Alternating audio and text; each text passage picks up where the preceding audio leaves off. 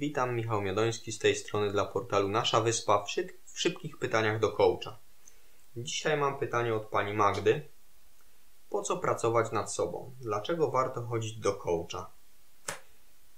Jako coach bardzo dziękuję za to pytanie, pani Magdo. I zacznę od tego, że wszyscy żyjemy i rozwijamy się bazując na 6 podstawowych potrzebach ludzkich. W ramach tych potrzeb, o których mówię więcej w innych działach, jest też potrzeba rozwoju. Jest to nasza podstawowa potrzeba, w związku z tym wszystko jedno w jaki sposób, ale zawsze będziemy dążyć do tego, żeby się rozwinąć, żeby stać się lepszy w czymś, żeby coś robić lepiej, żeby coś udoskonalić w swoim życiu, coś poprawić, żeby w życiu był jakiś postęp.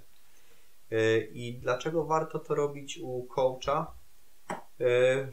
Tutaj odpowiedź jest prosta. To niekoniecznie musi być coach, może być jakakolwiek inna osoba zajmująca się rozwojem, ale w naszym życiu zmiana jest nieunikniona. Świat wokół nas zmienia się cały czas, także zmiany wokół nas i w nas będą zachodzić cały czas. Kwestia jest odpowiedzi naszej na to, co się dzieje w środowisku otaczającym nas. Jeżeli chcemy, żeby ta zmiana była pozytywna, czyli żebyśmy dążyli do rozwoju, żeby był jakiś postęp w naszym życiu i zmiany były rzeczywiście na lepsze, tutaj warto udać się do osoby, która zajmuje się tym tematem zawodowo, czyli na przykład do coacha, do trenera rozwoju osobistego.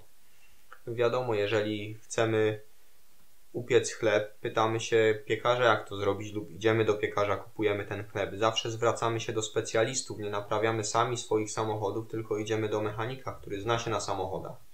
W kwestiach rozwoju osobistego coach jest tą osobą, która zna się na tym, jak zachodzą zmiany w naszym umyśle, jak zmieniamy się i w jaki sposób zrobić to najlepiej, najskuteczniej i najszybciej.